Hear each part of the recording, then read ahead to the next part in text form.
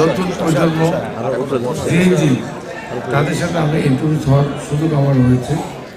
আমি কৃতজ্ঞতা জানাচ্ছি এবং তারা যে প্রশ্নগুলো করেছে তাদেরকে আমি ধন্যবাদ জানাই যে নতুন প্রজন্ম যারা আসলে ওরা আমাকে সেভাবে ছিলও না।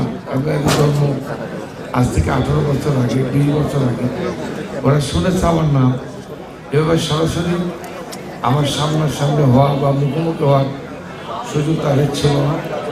আমি মনে করি যে এটা একটা নতুন অভিজ্ঞতা।